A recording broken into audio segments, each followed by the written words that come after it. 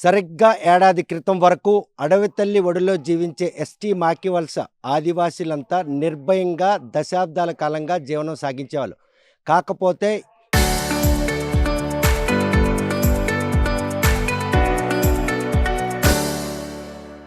ఇక్కడున్నటువంటి భూ యజమాని ఓన్న సత్యనారాయణ గుప్తా తనకున్నటువంటి 25 ఎకరాలను హరే రామ హరే కృష్ణ డివోట్లకు విక్రయించడం జరిగింది. అయితే ఆ విక్రయించిన భూమిలో ఎస్టీ మాకివలసకి చెందినటువంటి 42 కుటుంబాలకు చెందినటువంటి 90 మంది పాపులేషన్ నుండి ఈ గ్రామం కూడా ఉంది. కాబట్టే ఆ గ్రామం ఖాళీ చేయాలని రెవెన్యూ అధికారులతో ఇళ్ల మధ్యన సర్వేరాలు వేయించారు. అక్కడే ఎస్టీ మాకివలసలో ఉద్యమం మొదలైంది. ఈ ఉద్యమం ఒక మారుమూల ఆదివాసీ గ్రామంలో మొదలైనటువంటి ఉద్యమం ఢిల్లీ ఎస్టీ కమిషన్ వద్ద కూడా చేరింది. ఆ చేరిన నేపథ్యంలో ఈరోజు ఈ గ్రామస్తులు మనుగడకు ముప్పు లేకుండా, వారి ఉనికికి ఎక్కడ కూడాను హాని లేకుండా ఈరోజు భూ యజమానే దిగొచ్చి మొత్తం 10 ఎకరాల తన భూమిని ఆ గ్రామస్తుల పేరట రిజిస్ట్రేషన్ చేశారు. వీరు చేసినటువంటి ఈ అలుపెరిగిన పోరాటంలో భాగస్వాములైనటువంటి మానవ హక్కుల వేదిక రాష్ట్ర అధ్యక్షులు జగన్నాథం గారు మనతో ఉన్నారు. చూస్తే కనుక ఈ పోరాటం ఒక అరుదైన పోరాటంగా తీసుకోవచ్చా? స్వతంత్రం కోసం పోరాడడం, భుక్తి కోసం పోరాడడం, భూమి కోసం పోరాడడం. కానీ ఎస్టీ మాకివలస ఆదివాసీలు 42 కుటుంబాలు ఊరు పోతుంది, ఉనికి కోల్పోతుంది, మనుగడ కోల్పోతుంది ఒక భయం నుంచి ఏడాది పోరాటంలో ఆ ఫలాలు ఎలా ఉండబోతున్నాయి? ఈరోజు రెవెన్యూ యంత్రాంగానికి గొడ్డలు పెట్టి అనుకోవచ్చా?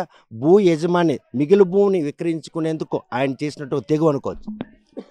నిజానికి ఇక్కడ ఆదివాసీలు అస్తిత్వ పోరాటం జరిగింది. ఇక్కడ ఎన్ని తరాల నుంచి ఉన్నారో వాళ్ళకే తెలియదు. మనకి సాధారణంగా హరే రామ హరే కృష్ణ ఇలాంటి సంస్థల పట్ల ప్రజలకి చాలా నిజాయితీగా ఉంటారు, ధర్మం న్యాయం సనాతన ధర్మం అని మాట్లాడుతుంటారు అనే అభిప్రాయం మనస్సులో ఉంటుంది.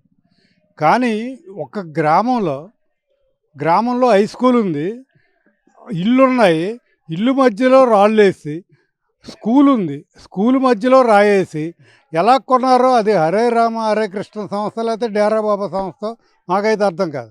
ఇంత అవినీతిగా కొనుగోలు చేయాలనే ఆతృత ఏమాత్రం సమాజానికి మంచిది కాదు. ఖచ్చితంగా వాళ్ళు ఒక తప్పుడు మెసేజ్ మాత్రం ఇచ్చారు. ఆ సంస్థకి చాలా తీవ్రమైన నష్టం. చూస్తే కనుక ఏదైతే అంటే జనరల్గా ఒక సామెత ఉంది, ఏదైతే ఏది జరిగినా మన మేలుకే అన్నటువంటి ఆ నానుడు ఈరోజు ఎస్టీ మాకివలస పాలిట ఒక వరంగా మారింది. హరే రామ హరే కృష్ణ ఒక డివోట్ సంస్థ ఇక్కడ 25 ఎకరాలు కొనుగోలు చేసిన తర్వాత అది గ్రామాన్ని భూమిని కొనకుండా ఆదివాసీ గ్రామాన్ని కొనుగోలు చేసి వివాదాన్ని వాళ్ళు మాత్రం వేదిక చేసుకున్నారు. ఈ వివాదకు వీళ్ళకి ఒక శాశ్వత పరిష్కారం దొరకడానికి ఆస్కారం అయిందంటే ఖచ్చితంగా ఎస్సీ ఎస్టీ కమిషన్ ఇంటర్ఫీర్ అయింది. ఇక్కడ ఆదివాసీలు కూడా ఐక్యంగా వాళ్ళ ఆదివాసీ సంఘాలు అన్నీ కలిపి కలుగు చేసుకోవడం వల్ల మాత్రమే ఇవాళ సాధించారు. ఇవాళ ఆదివాసీలకి 170 యాక్ట్ అన్నది దూరం చేయబోతున్నారు. ఇవాళ మనకి పార్లమెంట్లో చర్చ చేసేటప్పుడు ఒక పార్టీ మీరు పాకిస్తాన్ వాళ్ళు అని అంటారు, ఇంకొకరు ఈ దేశాన్ని ఆదానికి కట్టబెడుతున్నారు ఇక్కడ భూములోని అంటున్నారు.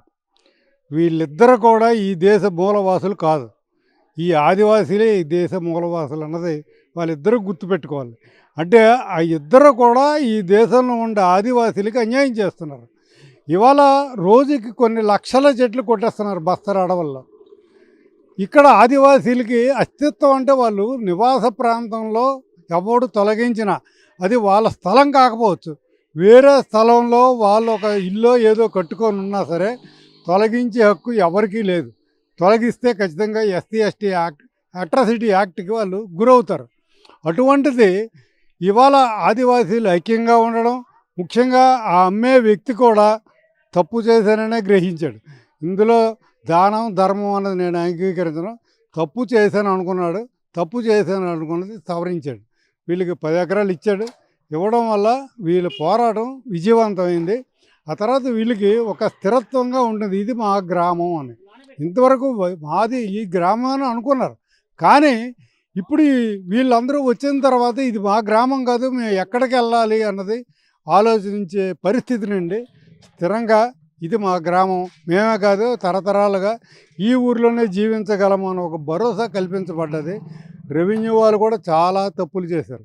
ఎందుకంటే మనం ఏమైనా ఒక రిజిస్ట్రేషన్ పత్రం చేయాలనుకుంటే ఇక్కడ మనం నివాసంగా మన స్వాధీనంలో ఉన్నది అని చూపెట్టాల. ఆ చూపెట్టకుండానే రిజిస్ట్రేషన్ చేస్తారంటే రెవెన్యూ డిపార్ట్మెంట్ ఇంత దగులుబాజీ డిపార్ట్మెంట్ దేశంలో ఎక్కడ ఉండదు. ప్రూవ్ అయింది. ఇంతకంటే ఏది తీసుకోకుండా వాళ్ళు ఇంత అన్యాయానికి గురి చేశారని మేము అనుకోం. పొజిషన్ సర్టిఫికెట్ లేకుండా ఏ ఆస్తి కూడా ఎవరు రిజిస్ట్రేషన్ చేయడానికి లేదు. ఇక్కడ ఆదివాసీలు కళ్ళుకి కనబడుతున్నాయి, స్ట్రీట్ లైట్లు ఉన్నాయి. ఇటువంటి వాళ్ళకి వాళ్ళే తగిన బుద్ధి చెప్పారు. నిజంగా షావుకారులు కూడా మంచి పని చేశారు. ఎందుకంటే అదే పట్టుకొని కూర్చొని ఉంటే షావుకారులు వీళ్ళు ప్రభుత్వం కూడా ప్రజల దగ్గర బదనాం అయిపోవలసి వచ్చి ఉంటుంది. కానీ తొలినాళ్ళలో ఈ పోరాటం కోసం వాళ్ళు రోడ్డెక్కినప్పుడు కొండకు జుత్తు కడుతున్నారు, మీ జుత్తు ఊడిపోద్దు తప్ప ఆ కొండ మీ చేతికి రాదని చెప్పి హేళన చేసిన వారందరికీ కూడాను వీళ్ళ ఐక్య పోరాటం ఈరోజు శాశ్వతంగా గ్రామాన్ని పరిరక్షించుకోవడంతో పాటు వారి బ్రతుకు తెరువు కోసం అవసరమైన భూమిని కూడా వాళ్ళు ఈ పోరాటంలో సాధించుకున్నారు అన్నటువంటి ఐక్య పోరాటంగా భావించవచ్చా?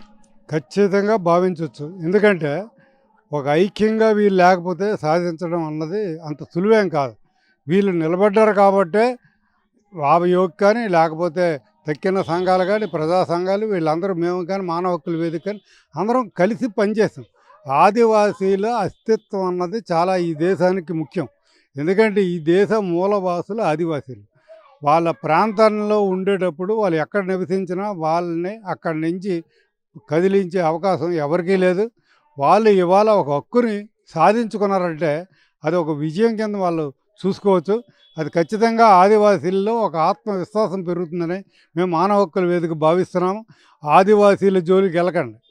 మీరు పండగలు ఏమైనా చేసుకుంటే ఆదివాసీ దింస నృత్యాలు ఉండాలి, డ్యాన్సులు ఉండాలి. ఆదివాసీలు కొమ్ము బోరాల గట్ట మీకు కావాలి, ఆదివాసులు మాత్రం అక్కర్లేదు. ఇలాంటి దుర్మార్గమైన పరిపాలన నుండి మూలవాసులుగా గుర్తించండి. ఇప్పటికైనా ఆదివాసీలే లేకపోతే ఈ దేశంలో లేదు. మన అందరం సింధు నాగరికత నుంచి సింధు నది దాటి వచ్చిన వాళ్ళని, ఇక్కడే బతికి తరతరాలుగా జీవించే వాళ్ళు మూలవాసులు. వీళ్ళు వాళ్ళ తాలూకా ఆత్మ గౌరవానికి భంగం కలగకుండా ప్రభుత్వాలు చూసుకోవాల్సిన బాధ్యత ఉంది. ఎన్నో చట్టాలు ఎప్పుడు పడితే అప్పుడు అమెండ్మెంట్లు చేస్తున్నారు. 170 యాక్ట్ది 50 సంవత్సరాల నుంచి కిందన పెట్టుకొని ఉన్నారు. సంతకం ఎవడు పెట్టడానికి భయం కాదు. ఆదివాసుల నుంచి ఆస్తుల్ని దోపిడీ చేయాలనే ఉద్దేశంతోనే 170కి సంతకం పెట్టకుండా కాలక్షేపం చేస్తున్నారు. అంతేకాదు ఇవాళ 170ని కూడా రద్దు చేసే అవకాశాలు ఉన్నాయి. ఇది వీళ్ళ పోరాటం ఖచ్చితంగా ఇతర ఆదివాసీలు ఎక్కడైతే వాళ్ళకి విస్థాపనకు గురవుతున్నారో వాళ్ళందరికీ వీళ్ళు స్ఫూర్తి. ఈ స్ఫూర్తితోనే వాళ్ళు కూడా విస్థాపన గురి కాకుండా ఎక్కడ నివసిస్తున్నామో అక్కడ నివసించాలి అన్న ఒక భరోసా, ఒక ఆత్మవిశ్వాసం వాళ్ళలో పెరుగుతుంది. అది ఈ పోరాటం ఆగివలసిన చిన్న గ్రామం కావచ్చు, 20 ఇళ్ళే కావచ్చు, తక్కువ మందే కావచ్చు, కానీ వాళ్ళ అస్తిత్వాన్ని వాళ్ళు నిలబెట్టుకున్నారు. ఇది చిన్న విషయమేం కాదు. దీన్ని తక్కిన ఆదివాసీలు కూడా కొనసాగించాలి, వీళ్ళు స్ఫూర్తిగా తీసుకోవాలని మానవ హక్కుల వేదిక కోరుతుంది. డే వన్ ఈ సమస్య మీ దృష్టికి వచ్చేటప్పుడు వాళ్ళు చేస్తున్న ఈ పోరాటంలో నిజాయితీ, నిబద్ధత, మనుగడను కాపాడుకోవాలన్నటువంటి వాళ్ళ మనోధైర్యం ఈరోజు ఆ విజయాన్ని వాళ్ళు సిద్ధించిందన్న విషయం ఒక హ్యూమన్ రైట్ నెంబర్గా లేదా రాష్ట్ర అధ్యక్షులుగా మీరు గమనించారా? వారికి బాసటగా నిలిచిన తొలి రోజులు నిజానికి పెట్టుబడిదారులు యువతల ఒక మతం వల్ల ఇద్దరు వీళ్ళ మీద దాడి చేసినా చెల్లించకుండా గ్రామంలోనే నిలబడ్డారు. ఇప్పుడైనా సనాతన ధర్మం కానీ మనం ఏం చెప్పినా సరే ఆచరణాత్మకంగా ఉండాలి. ఆ రకంగా వీళ్ళు భావించాలా. వీళ్ళేం పారిపోలే, ఈ గ్రామంలోనే ఉన్నారు, ఇక్కడుండే పోరాటం చేశారు, ఇక్కడుండే సాధించుకున్నారు. ఎవరైనా ఎక్కడైతే ఏ స్థానంలో ఉన్నామో ఆ స్థానంలో విజయం అంటే తరతరాలుగా చెప్పుకుంటారు. ఇతర ప్రాంతాలకి వీళ్ళు ఖచ్చితంగా ఆదర్శవంతులుగా ఉంటారు. ఇదొక అరుదైన ఆదివాసీ విజయం అంటే ఖచ్చితంగా ఇది అరుదైన అంశం. ఎందుకంటే ఈ మధ్యన ఎక్కడా ఏ ఉద్యమాలు కూడా విజయం సాధించిన సంఘటనలు లేవు. కాక్రోచ్ ఉద్యమం అన్నారు, ఎడ్యుకేషన్ మినిస్టర్ రాజీనామా చేసాడు. ఇవాళ దేశం కానీ రేపుడు కానీ భవిష్యత్తు ఏముంటుందో మనకు తెలియదు. కానీ వీళ్ళ విజయం మాత్రం ఖచ్చితంగా ఆదివాసీల మనోధైర్యాన్ని నిలబెడుతుందని మానవ హక్కుల వేదికని భావిస్తున్నది. ప్రతి ఒక్కరికి కూడా ఎవరికైనా నష్టం కలిగిన దౌర్జన్యం చేసినా సరే వీళ్ళు కనీసం కులం మతం అని కాదు, వీళ్ళని ఆదర్శంగా తీసుకోవాలని మానవ హక్కుల వేదిక విజ్ఞప్తి చేస్తాం. చూస్తే కనుక ఎస్టీ మాకివలస గ్రామానికి వచ్చినటువంటి ఈ కష్టం నుండి ఆది నుండి ఆదివాసీ సంక్షేమ పరిషత్తో పాటు హ్యూమన్ రైట్స్ కమిషన్ కూడాను ఈరోజు వారికి బాసటగా నిలిచింది. వారు చేసినట్టు ఐక్య పోరాటం ఈరోజు ఆదివాసీల మనుగడకు ముప్పు వాటిల్తుంది. ఎస్టీ మాకివలస కనుమరుగైపోతుందన్న భయం నుండి తొలగించింది. ఏకంగా కేంద్ర ఎస్టీ కమిషన్ ఈ మారుమూల ఆదివాసీ గ్రామానికి వచ్చి వారి బాసటగా నిలిచారు. వారి సమస్యను ఢిల్లీలో ఏకరో పెట్టుకునే అవకాశం కలిగింది. ఇటువంటి ఒక అరుదైన పోరాటం విజయం సాధించడం వెనుక ఆదివాసీల ఐక్యతే దానికి తార్కాణం. వీరు మిగతా ఆదివాసీలకు కూడా ఆదర్శం కాగలని చెప్పి ఆయన హర్షం వ్యక్తం చేస్తున్నారు. మరి ఈ విషయంలో ఎస్టీ మాకివలస గ్రామంలో ఉన్నటువంటి 42 కుటుంబాల ఐక్య పోరాట ఫలితంగా భూ యజమాని కూడా దిగొచ్చి 10 ఎకరాల భూమిని వారి పేరిట రిజిస్ట్రేషన్ చేయడం, తాము తప్పు చేశాము అన్నట్టు ఒప్పుకునే పరిణామం. మరోవైపు డివోట్ ముసుగులో హరే రామ హరే కృష్ణ కూడాను ఈ ఎస్టీ మాకివలస ఆదివాసులు సేటింగ్ చేస్తున్న వివాద భూములు కొనుగోలు చేసి వారిలో ఆందోళన క్రియేట్ చేశారు. ఆ క్రియేషన్ కూడా ఈరోజు తెరపడింది. ఒక శాశ్వత మనుగడను పొందేందుకు ఈ ఉద్యమం ఎంతగానో దోహదపడింది. ఈ విజయం మాత్రం మిగతా ఆదివాసులకు అందరికీ ఆదర్శంగా నిలుస్తుందని ఆశిద్దాం. ఎస్టీ మాకివలస నుండి వీడియో జర్నలిస్ట్ రామకృష్ణతో సత్యం, RTV శ్రీకాకుళం.